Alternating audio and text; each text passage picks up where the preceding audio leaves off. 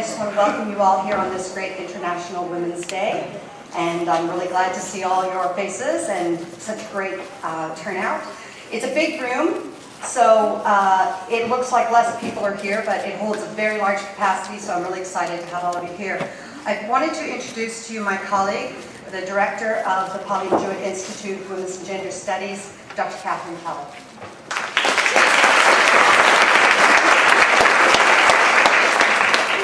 Thanks, Vicki. Good afternoon, and welcome to the Florence Bird Lecture, and thank you for coming to help celebrate International Women's Day with us. I think we're going to have a wonderful time. I'm really pleased to see everyone. I'll give you a little bit of background about the lecture, and then I'll talk a little bit about our lovely lecturer. The Florence Bird Lecture is one of the major lecture series here at Carleton. It's named in honor of the late Senator Florence Bird, and Florence Bird, as many of you may or may not know, kind of a generational thing I expect, served as the chair of the Royal Commission on the Status of Women in 1967 until the end of her term in 1970. Each year this lecture features a prominent woman, and it highlights the important work that she's done in her field. The topics of the Florence Bird Lecture have varied enormously over the years, but they always focus on areas of particular concern to women and to women's struggles for an equitable and just society. Today's speaker is a wonderful woman, the Honorable Landon Pearson.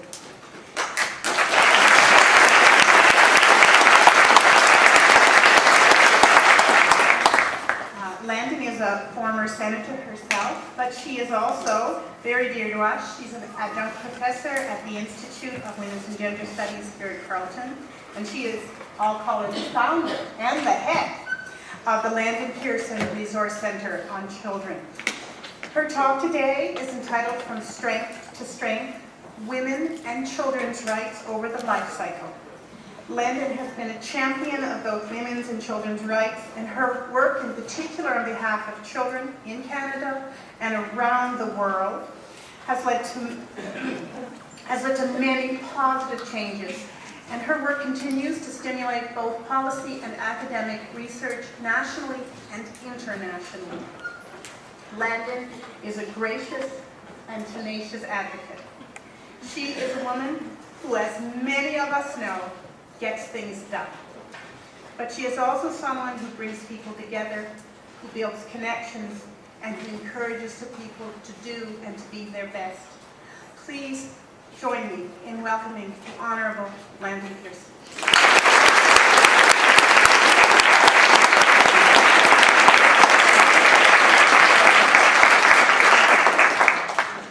Thank you, Catherine, for the touching introduction. I am delighted to be here today, and it's a real honor, in fact, to have been asked to deliver the Florence Bird Lecture here at Carleton on International Women's Day. A day that reminds us year after year of the ongoing struggle for women's rights around the world. At the beginning, more than a century ago, the focus of the day was on equality in the workplace and universal suffrage. Today, thanks to the concerted efforts of women on every continent, women can vote in virtually every country, and their rights have been enshrined in numerous constitutions, including our own. In 1979, the United Nations adopted the Convention to End Discrimination Against Women, which has since been ratified by 160 member states. There have been many setbacks, of course, and major barriers remaining worldwide. But to the achievement of full equality, you only have to read the daily paper to be reminded every single day of a problem in one country or another. But overall, progress has been remarkable. A triumph for civil society against the old patriarchal systems in place. There is no going back now to the way things once were. The status of women has clearly changed. Not enough, not nearly enough, but it has changed. Women's voices are now part of every discussion and on every issue, and their voices matter. Women have worked hard for this, And over the years, a number of these women have gained recognition for their ability to bring women's voices to the attention of the public in Canada and abroad. And one of these was Florence Bird, for whom this lecture is named. Florence Bird was the chair of the Royal Commission on the Status of Women, which was established in 1967, actually by my father-in-law, Landon Pearson, under the threat by one of my co-grandmothers, Laura Sabia, that she would bring 1 million women to the Hill. The Fédération des Femmes de Québec, I think, was not quite such a bully. And the mandate of the commission was to inquire into the status of women in Canada and to ensure equal opportunities for women in all aspects of Canadian society.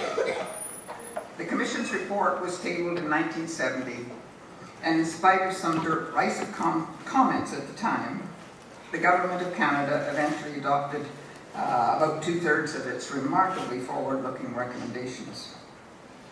One of the things that Florence Bird brought to the Commission was her sense of the importance of the media, of media exposure for the credibility of the Commission's work. Earlier in her career, she had been a broadcast journalist, and she was able to persuade the CBC to cover every public hearing, including those in the North. Women all over Canada had their voices heard as never before, and the result was positive social change. As a child advocate, I'm particularly grateful to the Royal Commission because I'm convinced that the profile of women in Canada had to be raised and their rights recognized where the same could be done for children. I'm also convinced that fundamentally these rights are interconnected, and it is this linkage that I'm now going to explore. Before I do, however, I have to offer a caveat. My presentation will be more of a personal essay than an academic lecture. There are no slides and no PowerPoints, and no one need take notes.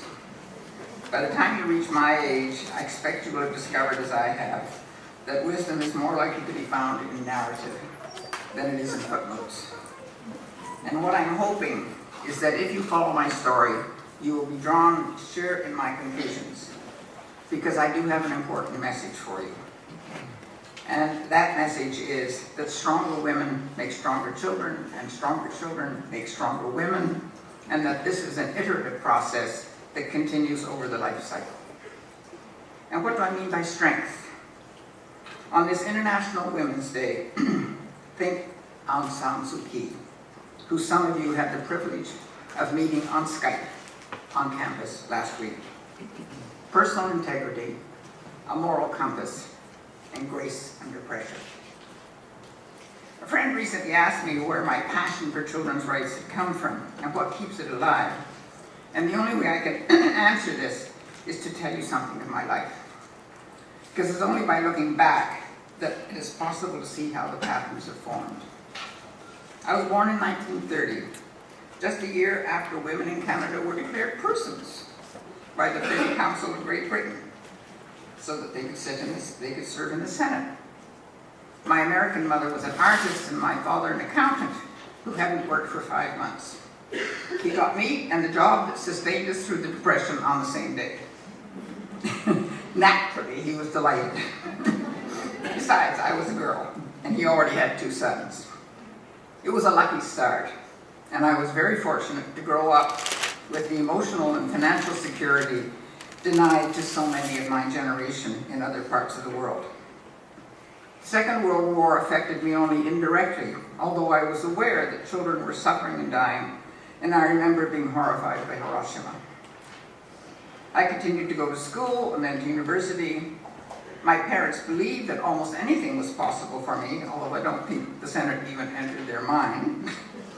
But like so many of my friends, I fell in love and married shortly after graduation. My husband was a budding diplomat, and our first posting was Paris. It was there that my first child was born, and I became a child advocate. I know now that a happy childhood during which I felt both valued and respected underlay my response to my daughter's arrival. But I still remember the shock of recognition with which I greeted her. This is what I wrote in my journal at the time. Quote, When I came to, there she was, all wrapped up with her eyes wide open and Jeffrey looking very pleased. Already a separate person whom I shall grow to love more and more because she is ours, not because I carried her in my womb. It's hard to explain what I feel, but it's a question of her complete individuality. I went on to have 4 more children and to learn something different from each one of them. I also learned from all of them together that optimal child development requires a good deal of strategic thinking. You have to get to know your children very well so that you can set the challenges that will bring out the best in them. When we were subsequently posted to Mexico, to India, and the Soviet Union, and I began to work with children there, I could not help but compare the opportunities we were able to give our own children with those available to most of the children in our host countries. Clearly, the latter deserve better. And with this thought, my perspective gradually shifted from being needs-based to being rights-based. We spent most of the 1970s in Canada on a home posting. My husband headed the UN Bureau of Foreign Affairs, and I became increasingly involved with civil society organizations concerned with advocacy for children, especially the Canadian Council on Children and Youth. I also completed a master's degree in education, where I met the friend with whom I established a program in primary prevention and mental health for elementary school children entitled Children Learning for Living. This program, another great learning experience for me, survived in the Ottawa Board of Education for 26 years until it disappeared under amalgamation. And I learned so much from the children with whom I had the opportunity to spend time. My sustained engagement with children both at home and abroad led to my appointment in 1978 to the Canadian Commission for the UN designated International Year of the Child. A full 2-year commitment, because the IYC was actually 1979. The Commission's mandate task was to raise the profile of children in Canada by funding celebrations for them and also to promote their rights. The UN asked every country, and us as well, to frame our activities with the 1959 UN Declaration on the Rights of the Child, and so we did. But as we deliberated the circumstances of their lives, it became clear that the Declaration, an aspirational document if I ever saw one, was inadequate to the task of bringing about real change.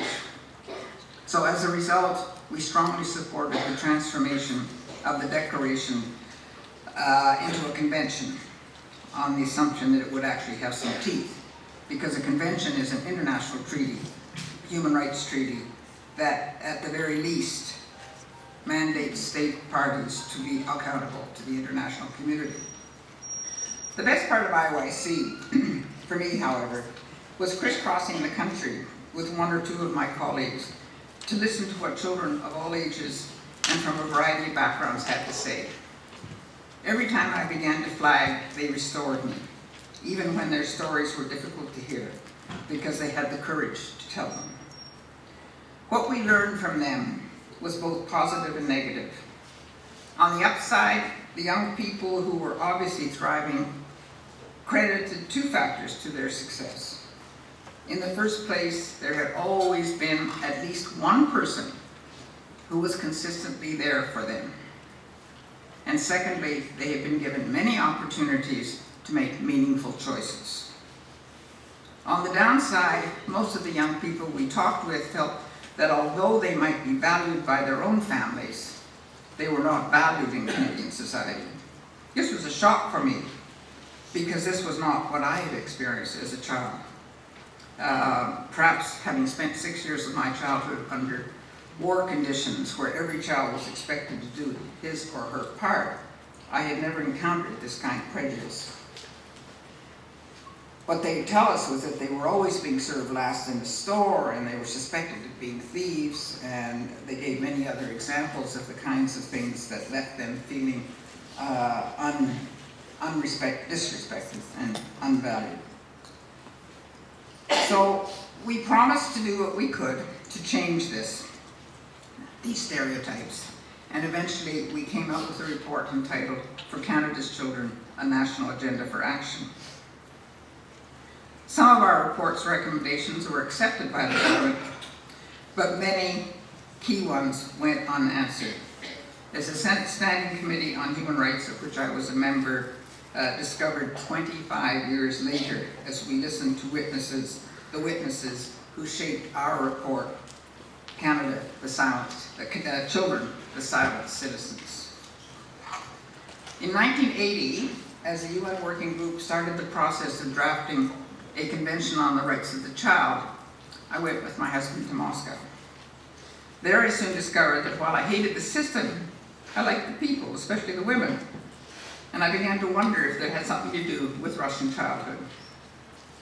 My curiosity piqued. I set out, whenever my diplomatic duties allowed, to collect material for a book on growing up Soviet, entitled, by the time it was published in 1990, Children of Glasnost.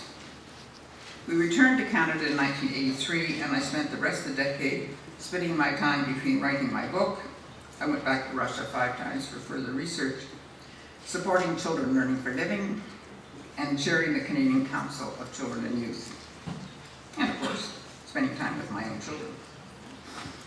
In 1989, the Berlin Wall fell, and shortly after, on November the 20th, the General Assembly of the United Nations adopted the Convention on the Rights of the Child.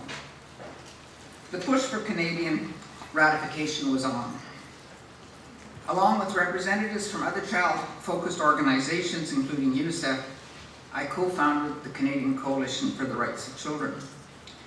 And in September 1990, found myself at the World Summit for Children with a young delegate who'd been chosen by her peers to represent Canada. Prime Minister Brian Mulroney did an excellent job of co-chairing the summit and persuading the provinces, actually, he was a great arm twister, to signal their support so that he was able to ratify the convention on behalf of Canada in the Great Hall of Parliament on December the 13th, 1991, witnessed by children from every province and territory whom we had gathered together for the occasion. I say we from the Canadian Council on Children and Youth. This was all well and good, and Mr. Mulroney did go on to establish a Children's Bureau in Health and Welfare to coordinate another plan of action, yet another plan of action.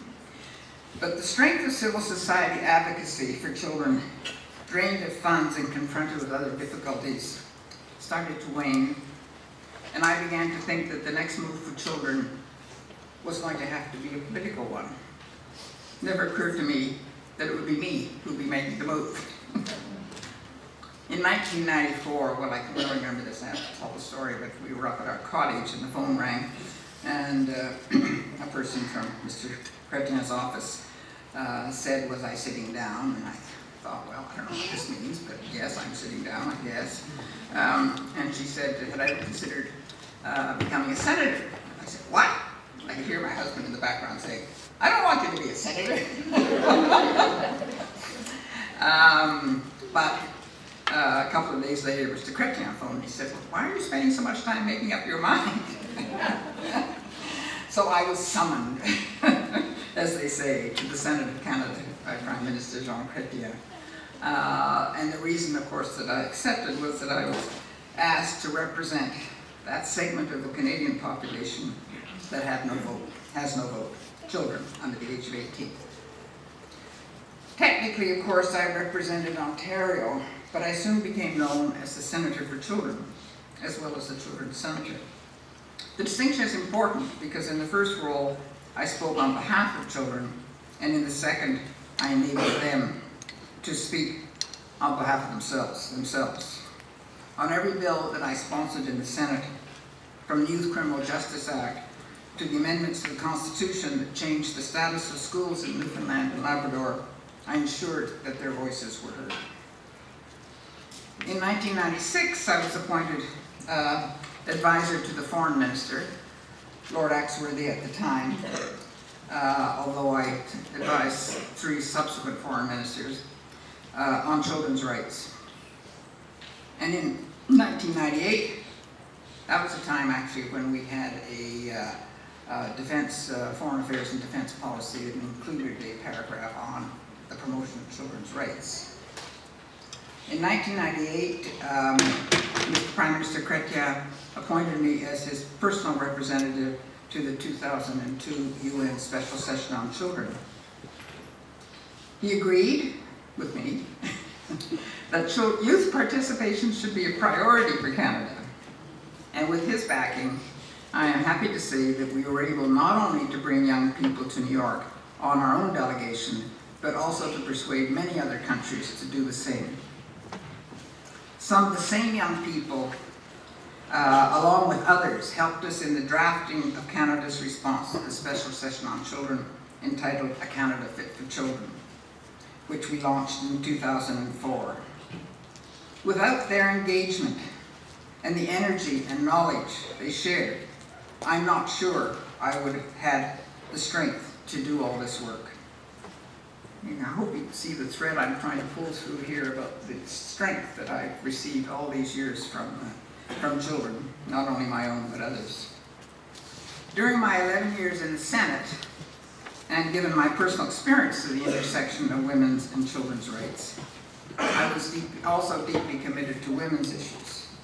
I joined the Women's Caucus, the Social Policy Caucus, and the Child Caucus. They were all interconnected caucuses of the party. Of course, I had what great advantage was that all the time I was in the Senate, I was with the governing party, so it was made it possible, I think, to be more effective than I might have been otherwise. But it was these caucuses that had, and that was advice that I received when I was called to the Senate, and Jeffrey, having decided that he would probably accept that, suggested I phone Lorna Marsden, who had been a senator for a number of years. She had been retired. And one of her advices was join the caucuses. That's where you can have some influence. And I have to say many of my Senate colleagues did not really join the caucuses aside from the national one, but I found this was a tremendous avenue for the kind of work that I was interested in. And so these caucuses together were able to bring about some real changes in Liberal government policy. We extended parental leave. We enhanced the child tax credit benefit. We helped convince the government and Paul Martin to create a national child care program, which alas did not survive the change of government. Now, very early in my term as a senator in 1995, I had the privilege of attending the Fourth World Conference for Women in Beijing as a parliamentary observer, with instructions to focus on the girl child. The platform of action, I brought all these documents here. If somebody wants to look at them afterwards, they're all, piles of them, these platforms and conventions and whatever, and national plans of action. The platform for action emerged out of the Beijing conference, marked a significant advance on earlier documents. The tensions between the rights of the women and the rights of children that had marked the previous decade had somewhat resolved, although I think some of us would feel they've still not resolved. But anyway, that's another story. We can talk more about that.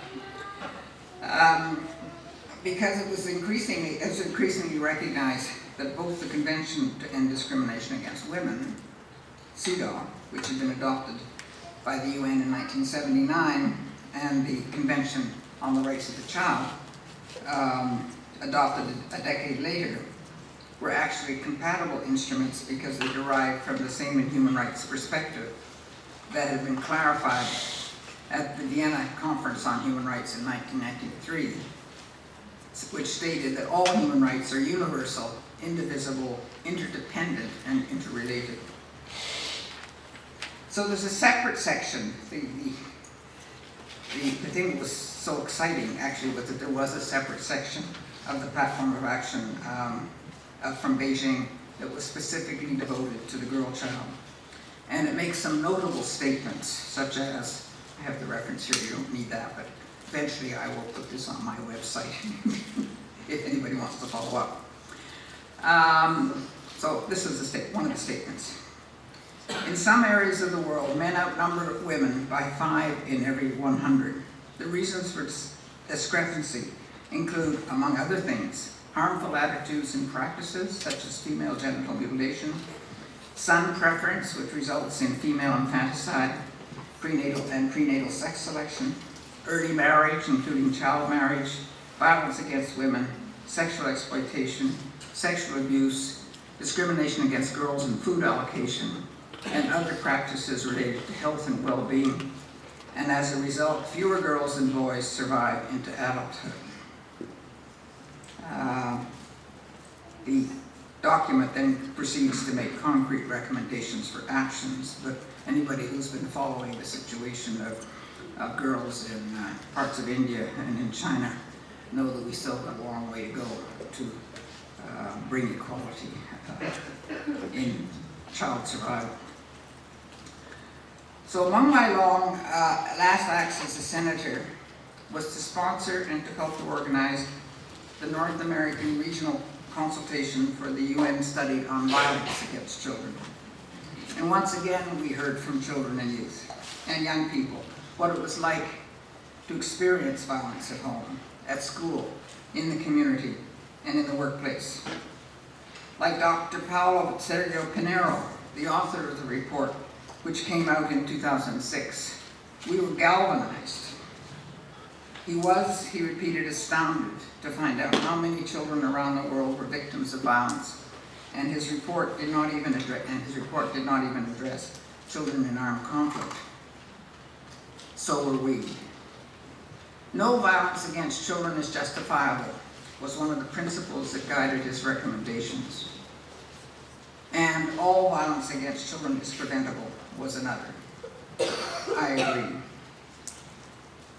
When I had to retire from the Senate on my 75th birthday in 2005, I was not prepared to give up my work for and on behalf of children. Fortunately, thanks to some good friends, I was invited to bring all my papers and books as well as my experience to Carleton to establish a resource center for the study of childhood and children's rights. This has given me a base from which to continue raising awareness about the convention, to organize workshops for children and youth, and to establish a network of child rights academic scholars across the country. I plan to hang in there as long as I can, because there is still so much to be done.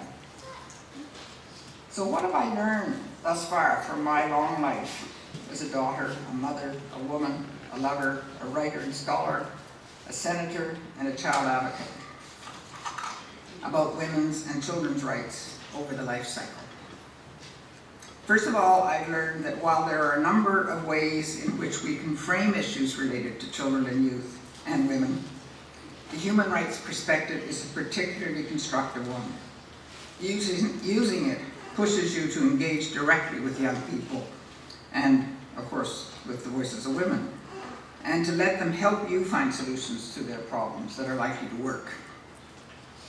Secondly, I have learned that human rights, properly understood, are about relationships rather than about entitlements. They are about the relationships between individuals in society, between individuals either alone or in groups and the state. I've also learned that all the human rights instruments that have been negotiated under the authority of the United Nations to address the human wrongs of the first part of the last century are designed to spell out the universal norms that should govern these relationships. And my life experience has confirmed that the human rights of women and children are interrelated and interconnected. The big question is how this relationship can be supported so that it produces strength rather than weakness over the life cycle. So let me now apply what I've learned to the three components of the human life cycle with which we are familiar and where the rights of women and children are at play: birth, reproduction, and death. The universality of birth is incontrovertible. None of us emerge like Venus from the sea or Minerva from the head of Zeus. Every one of us has a mother. But it's the circumstances of our birth that makes us different. When my grandson Jeffrey, who celebrated his birthday on March 3rd, was born 12 years ago, there was a flood in Mozambique. And a little boy was born there the same day in a tree. This is is what I wrote at the time in Children in the Hill, the regular report on legislation and government policy affecting children that I issued from my Senate office 2 to 3 times a year. These 2 little creatures will grow up to share the same planet, and in our interconnected world, the choices one will make will indirectly affect the other, the choices of the other. How true, but I wonder where that second little boy is now. While no one can possibly be against maternal and child health, I mean maternal and child health is this issue around birth, how can we ensure it all over the world is the real question. The devil, as always, is in the details. I'm now going to quote short extracts from several of the documents I've already referenced and let you make up your own mind about how well we are doing in Canada and around the world. From the Convention to End Discrimination Against Women, Article 4 states, Article 4B, states parties, because everybody who signs, all the countries, the nations that sign onto a convention are called states parties. States parties shall take all appropriate measures to ensure that family education includes a proper understanding of maternity as a social function and the recognition of the common responsibility of men and women in the upbringing and development of their children. It being understood that the interest of the child is the primordial consideration in all cases. And from the Convention on the Rights of the Child in 1989, Article 18, states parties shall use their best efforts to ensure recognition of the principle that both parents have common responsibilities for the upbringing and development of the child. The best interest of the child will be their basic concern. And states parties shall offer appropriate assistance to parents and shall ensure the development of institutions, facilities, and services for the care of children. One of the best things about the Royal Commission on the best recommendations and most forward-looking were their sets of recommendations on the provision of child care. And look where we still are not. From the Program of Action from the Cairo Conference on Population and Development, 1994. While various forms of the family exist in different social, cultural, legal, and political systems, the family is the basic unit of society and as such is entitled to receive comprehensive protection and support sensitive to the needs and rights of women and children.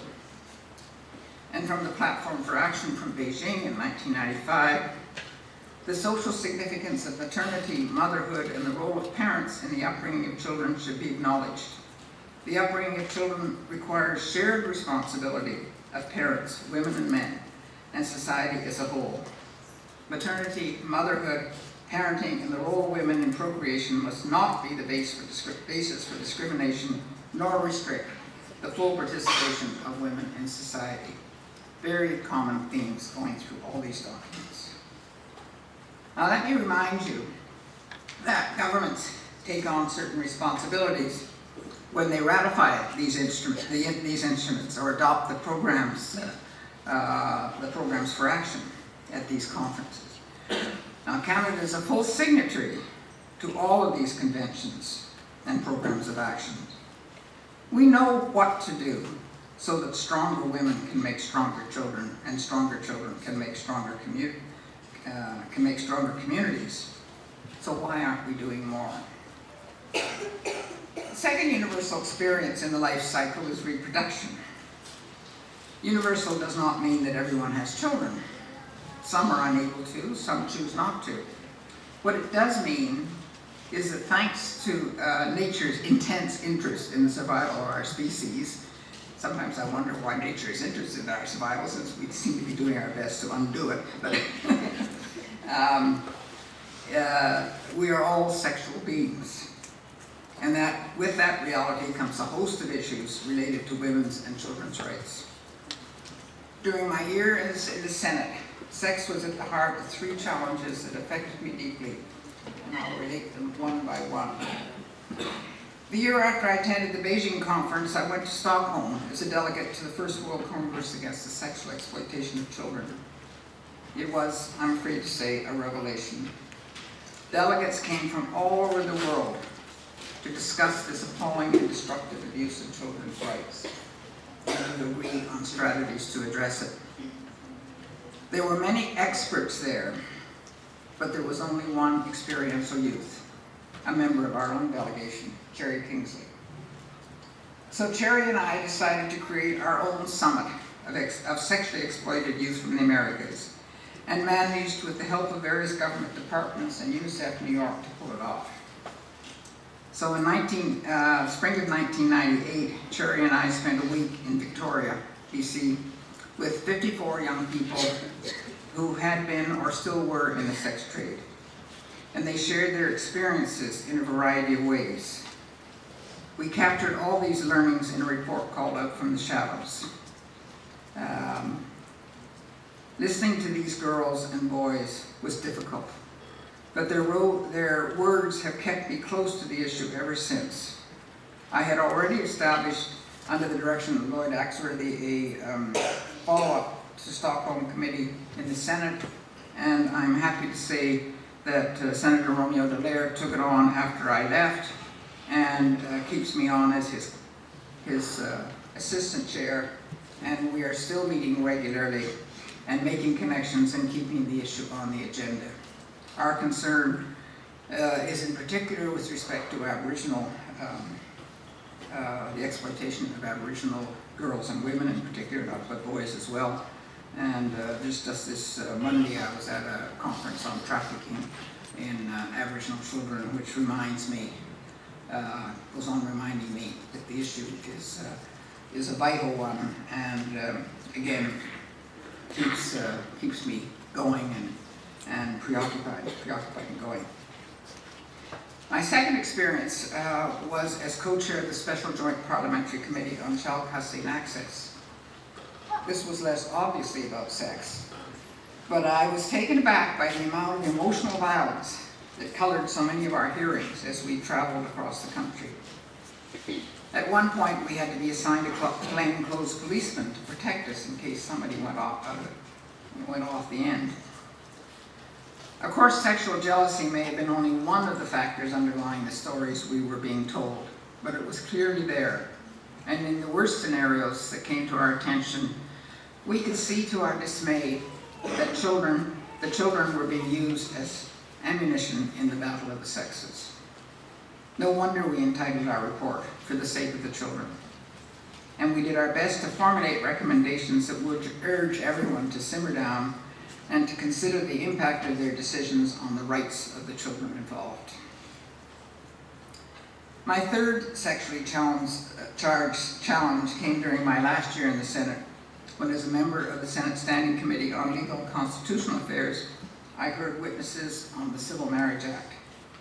While accepted from the beginning, the same-sex marriage was a civil rights issue, what really persuaded me to support the legislation was the testimony about the bullying of children, either because they belong to a same-sex family or because of their own emerging sexual identity. Sex permeates the world around us, as we all know, and it is constantly affecting our relations with one another.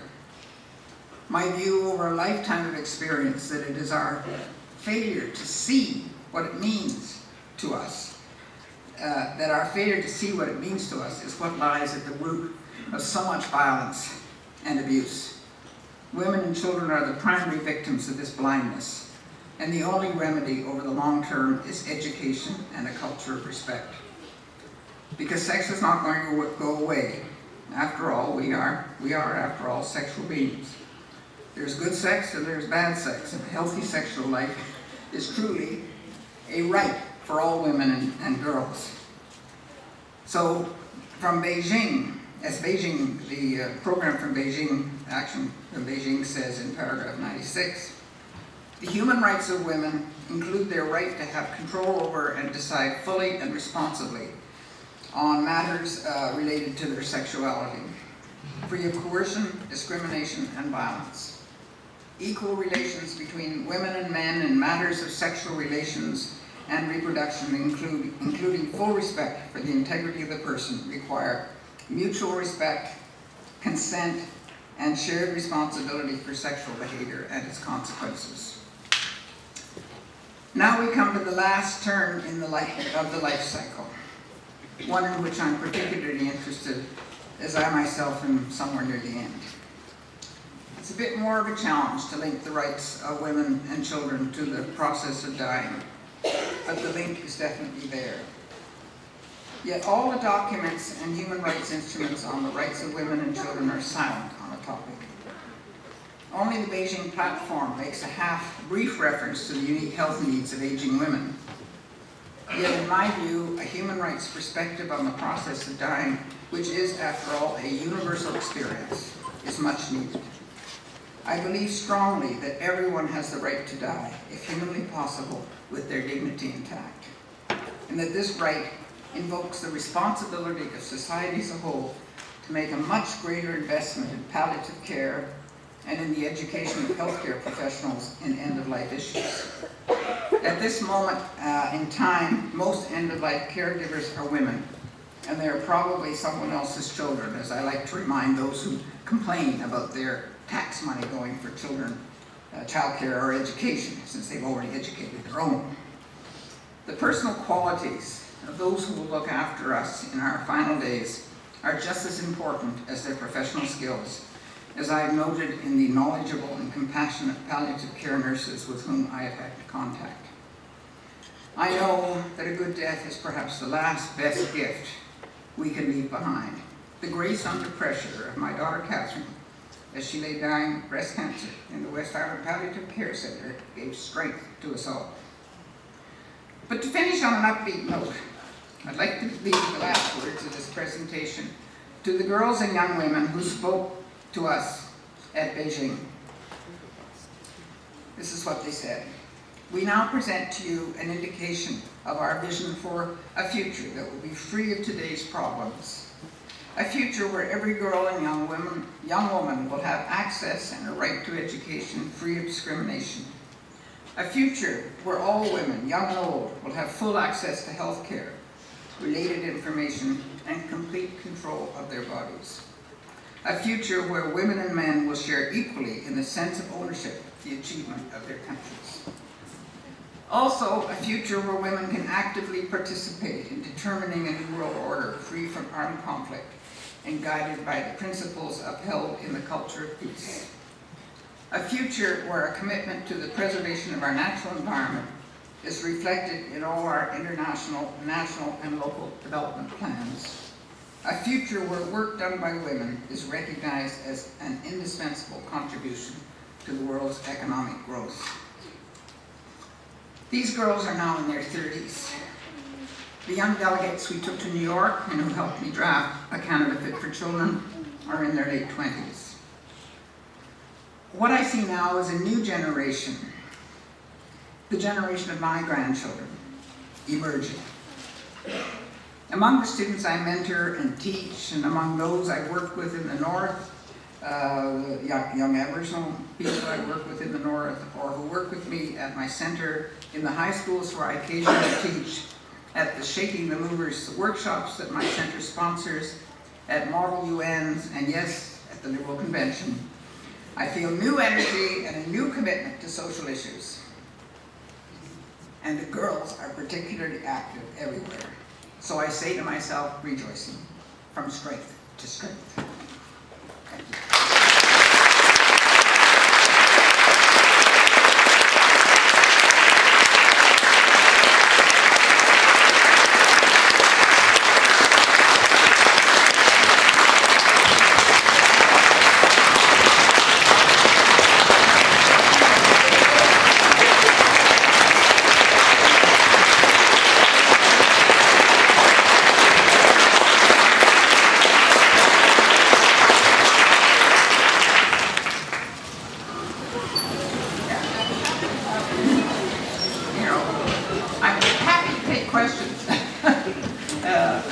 On any of the things that I've said, well, don't talk to me too much about sex, but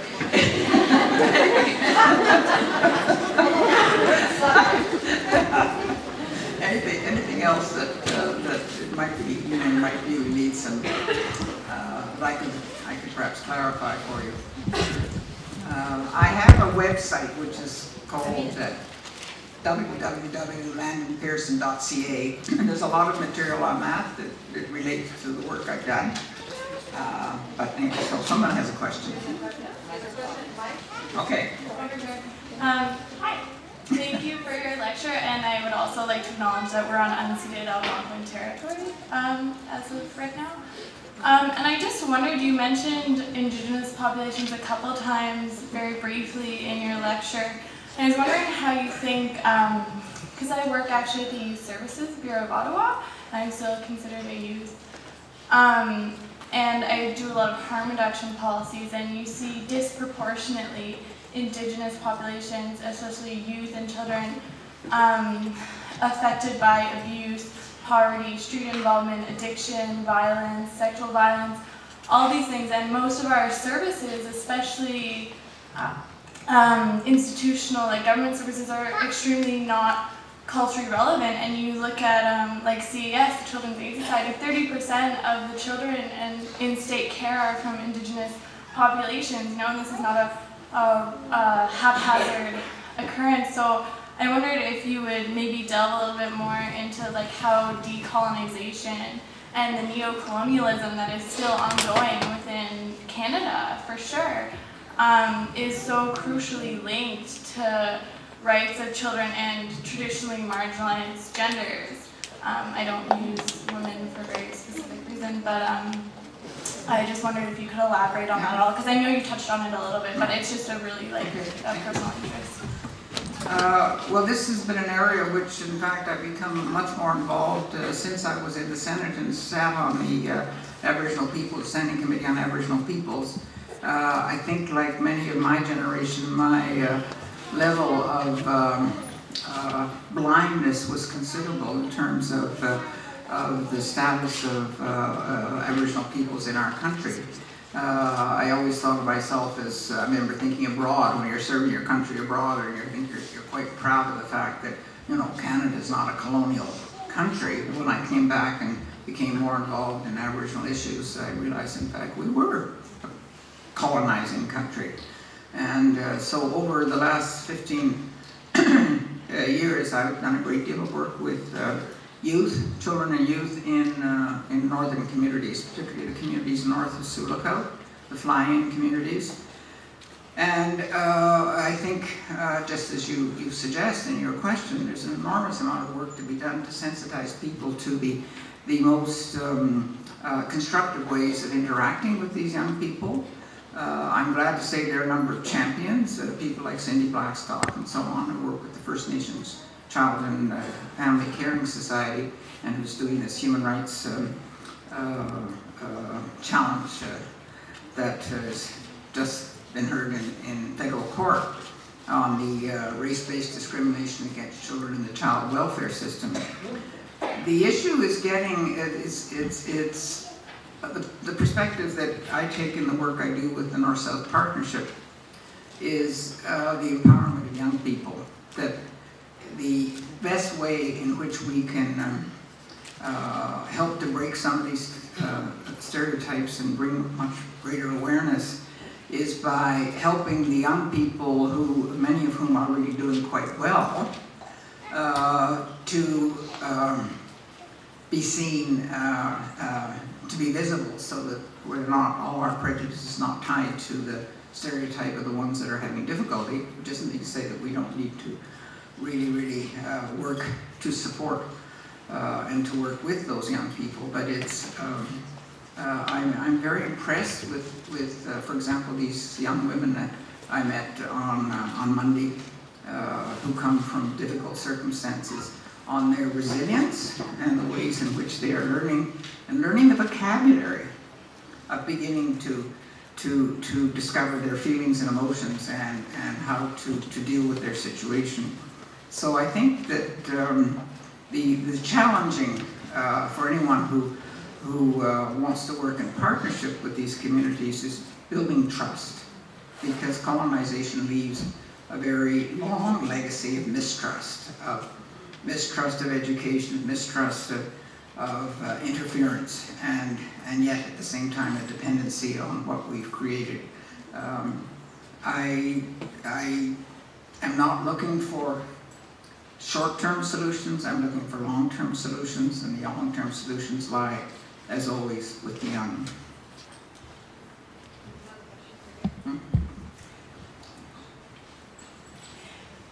First, thank you so very much. I'm actually quite honored to be in your presence today, and actually I entered my late, but I wouldn't stop for the world to be here. So with all the people that are here, I want to thank you for all the wealth of knowledge you have shared with us.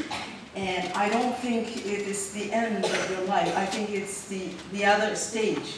So beside dying, there is also growing and aging well, which is another thing I want to learn from you. So I consider you actually as a role model, and I tell this also to my daughter, look, Landon Pearson.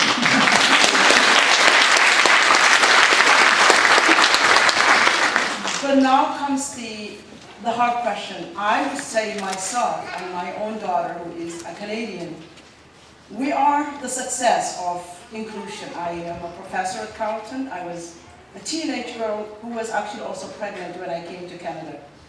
I ended up getting 4 degrees and being a professor at Carleton, and my daughter went to McGill with a full Millennium Scholarship and graduated from McGill.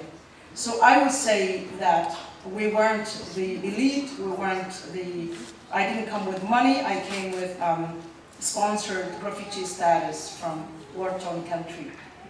But I'm a little bit worried now because the Canada that I felt they really, really want me, they brought me in. And I took it in everything because that was the feeling that I had. Now that I made it, I am a little bit worried. I worried for the kind of strategies that are now being made. I see a lot of rolling back of those hard-won gains. I hear strategies like adopting silence, and there was a talk about silence last week, and I just couldn't hold myself because I get away from being silent. And for me, I don't see when oil sheikhs are, sponsoring regime change where, autocracy is being imposed for geopolitical reasons. I honestly don't see why we should not race to the streets, why we don't say no. There are certain things like the human rights, like the UN, like all these ideals, like becoming a person. All these things are important, but I also want to say, this is from advice, like give us an advice. Like I try to teach as an outsider who want to be a Canadian, I'm a professor. So how do I teach a student who on all their lives see Canada as the ideal and want to go overseas to teach? Exactly, I'm going back to the person who spoke before me, say, why don't we make Canada better? Why can't we make ourselves first better? So for instance, rather than developing Africa, why can't we develop Canada? So tell us some ways, to engage within, because if we don't engage within, we can't go around the world and, do things that we don't represent ourselves fully. Well, these are very good questions. This is why I'm encouraged with young people, because I think it's the young people that are going to have to do this. I think my sense of excitement during the 90s when all kinds of things seemed to be possible and we're opening up and so on, and then we came to 9/11. I think the combination of 9/11 and the financial crisis has put such a damper on the way people respond to the political forum, that I'm just hoping that the difference is not going to be generational rather than a difference of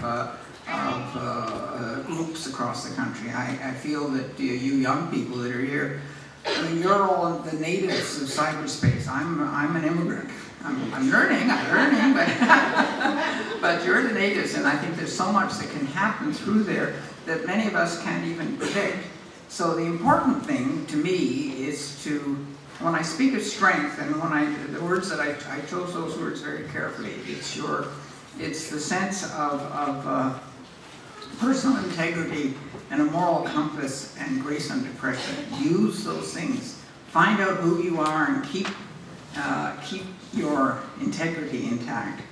That's where you can have some real strength in changing things. And so part of your experience here, the students at Carleton, is to learn, and you learn. You need to study and learn and think and debate and argue with your professors and so on. But it's to learn, and out of that shape who you are. And I have tremendous confidence in you because that's what I see in the young people that I meet. It's really the other part of life that begins to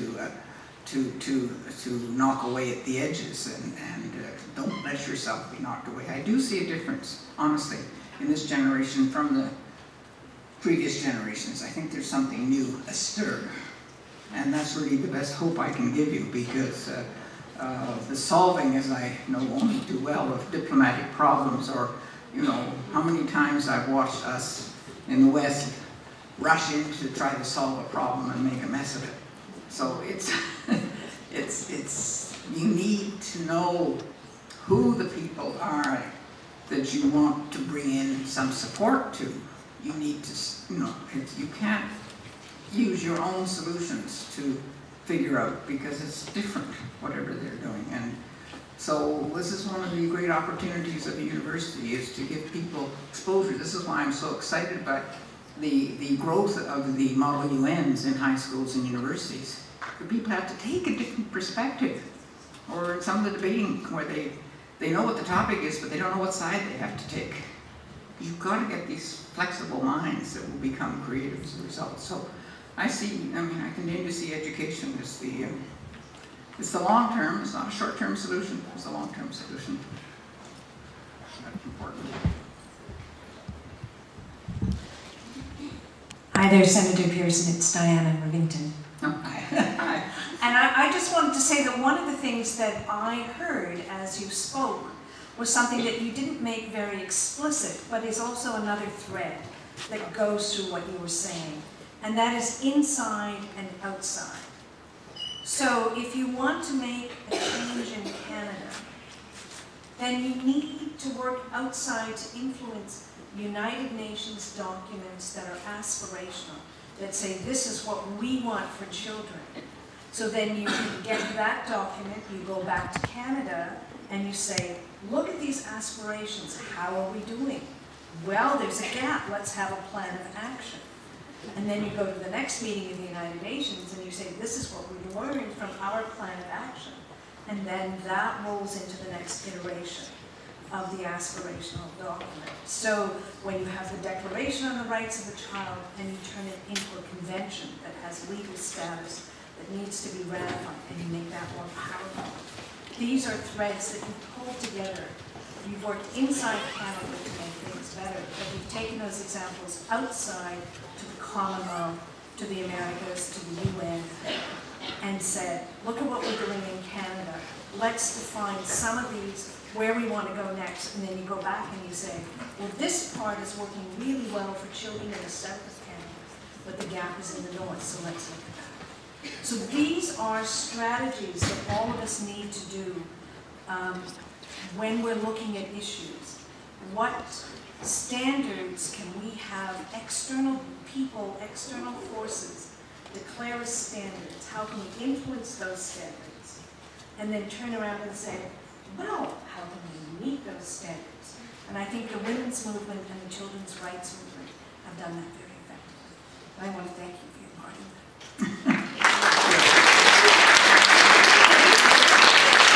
Well, I really take your point, Diane, and I think that they're glad to say there are a number of people in this room I know who have been doing that, and who I know will continue to do that, because once you get hooked, you really, it becomes, I wouldn't say it becomes a game, because that's to make it less important than it is, but it becomes a strategy, and to sort of take it back and forth, inside and outside.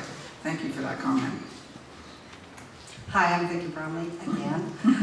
I just wanted to say thank you very much, but I also want to say I really share with you excitement around the youth of today, because I think that when given the opportunity to engage with the very difficult issues that we have in our own country as well as outside, that the young people really can step up. that they're really doing great things. And I saw a lot of evidence of that this week for those of you who ran the activism class in Women's and Gender Studies in second year.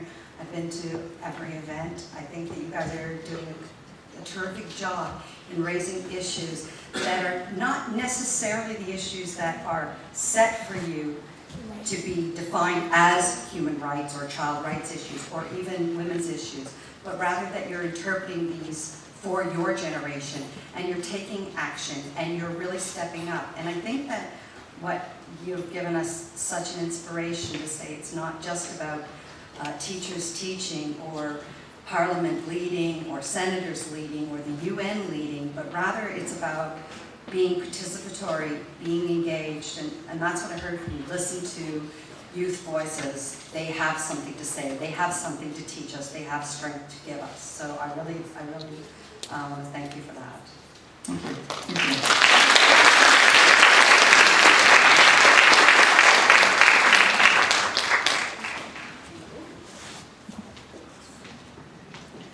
So unless there's a burning question, there is a question. Hi. I just wanted to know what the man's role is.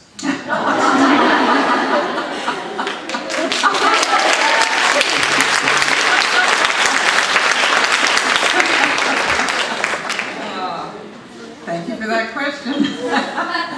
I think the man's role is like all our roles. It's we're interconnected. I mean, it's a partnership role. We're partners with one another. That men and the men in my life who have been well, it's hard to describe the men in my life as some people know, but integrity was always there as a question. I think that I'm hoping I see a shift in consciousness so that the recognition and the role of a man is the same as the role of any human being. It's a human issue to be persons, one with another. And to look, it's not a competition, it's not a battle, it's really a coalition, one could say that way, and that each of us, every individual person has something different to bring, and sometimes the male experience can bring some extraordinary insights. And I look at the work that I do with Romeo Dallaire. I mean, it's, we look at things differently, but it's a very complementary relationship, and I have some wonderful young men who've been working with me in my center. So, I'm not saying that only girls can succeed. So, thank you for the question. What are your thoughts on the Coney movement? On the what? On Coney? Oh, yes, I just read that in the paper this morning. For those of you who've not been aware of this, there's a video, I guess it's a video, YouTube or something, called Invisible Children, which is about the war-affected children and the role of the Lord's Resistance Army. To me, this is the phenomenon that I'm talking about with the internet and so on, that suddenly everything becomes extremely visible. I think that when I talk about education, I'm talking about the need to always, match your emotional response to some real hard thinking about what is it that's actually being said, and who is it that needs to, what does this mean, and how much do we understand how not to be colonialists again, just because it happens to be all white people who are making this kind of attack. I'm not for a moment defending the Lord's Resistance Army. Heavens no, I've been aware. I was surprised when somebody said they weren't aware of this on the radio this morning. We've been aware of that for years. And I look at the work that Romeo Dallaire does on on war-affected children, child soldiers, and I find his model the one to go with. It's slower, these questions are extremely complicated, but his instincts are so sound, and you can trust him or trust the work that he's promoting. And it's been something, I mean, since the conference in 2000 on war-affected children that Lloyd actually organized, and well, actually since the report from Grass and Patel on war-affected children, I've become aware of the challenges, the difficult experience of children in armed conflict. But I think that I would like to think that the impetus that something like that, video, YouTube or whatever it is, creates is to launch people into a serious reflections on what can they actually do that will make a difference. And the answers are never, ever going to be simple.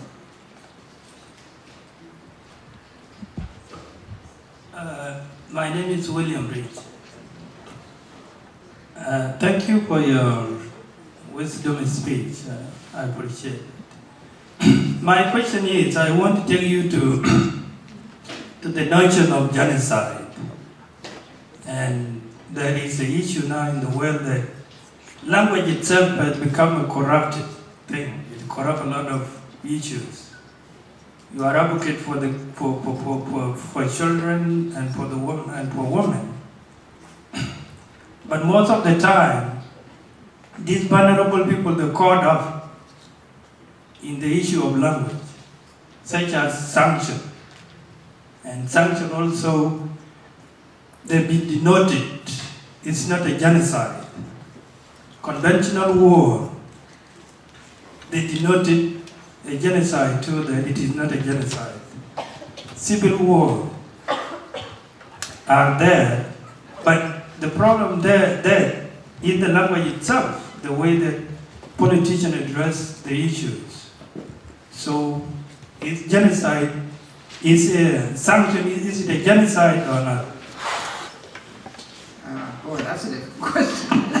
I mean, I think that some genocides were clearly genocides by the definition of the United Nations. I mean, I think one of the important things about international documents created under the authority of the United Nations is that there's a lot of agreement. I mean, there's been a great deal of negotiation among different countries. So on the Convention Against Genocide, there would have been a great deal of study done and different perspectives and points of view brought in. And so I have to let myself be guided by those things as I think about what's happening in the world today. One of the things that strikes me about what's happening in the world today compared to when when I graduated from university 60 years ago, the world population was barely 2 billion. And as we know now, it's already well beyond, I mean, the astronomical growth of the world's population and the issues that have emerged from that are the things that we have to rethink a lot about. What are the dangers? What are the challenges for your generation? So not sure that I can answer quite what you were saying, but I think that I have to allow myself to be guided by the kind of wisdom that's been embodied in these instruments about definitions. Yes. Hi, so it's International Women's Day today, and I guess one of the first news items that I woke up to this morning was about a bunch of laws that were passed in the United States, a lot of which are fairly regressive in terms of women needing to get ultrasounds done before they're allowed to have an abortion, contraception not being covered by healthcare, issues around contraception and sexuality not being taught in schools anymore. So it's almost like there's actually a backlash against a lot of the work that has been done by women. And I was just, even in Canada as well, I think I read somewhere that, Stephen Harper thinks that men and women are equal now. So I was just wondering if you could speak to that. Well, I mean, one of the things about the media is, of course, the worst stories are the ones that always get told. But I read the same things that you had read in the New York Times on Sunday about the abortion issue in Texas and so on, and you could hear what was said in 1995 and the other documents about free choice and no coercion and all that kind of thing. So again, I think that the only way to redress these, I mean, in North America, politics and people interact, and if whatever the focus group suggests to a politician that this is a position to take, an awful lot of politicians take that position, and so what you have to do is become politically active. I mean, you don't have to go necessarily and run, but you really got to be politically active, because politicians will, on the whole, respond to what they think is going to get them elected. I mean, I don't, you know, after all, my father-in-law was not that kind of politician, but he, you know, even he had to get elected. Of course, he said, everybody likes me, nobody votes for me. He never got a majority. But there is a great demand for political action, because these are retrogressive moves, and they're counter all the things that were agreements that were made in 10, 15 years ago. We have to get out there and fight against them, because they are discriminatory. They're discriminatory. I think I think this is a particularly challenging moment in the publicity that's been given to the American election, because, you know, I don't actually think that all Americans are there by any means, but I think that's what's getting the profile at this particular stage. So get out there and disagree and fight. You can't fight, of course, you can't elect. You can't vote in states, but you can vote here. So I think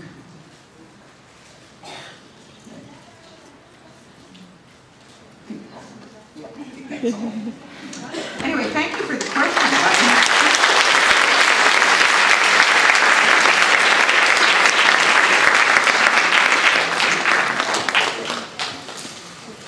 Thank you very much, and thank Landon very much. And I think there's some coffee upstairs, so if you'd like to join us up there. Landon has some books here if you want to come and take a look at them, and I think she'll be here for a few minutes.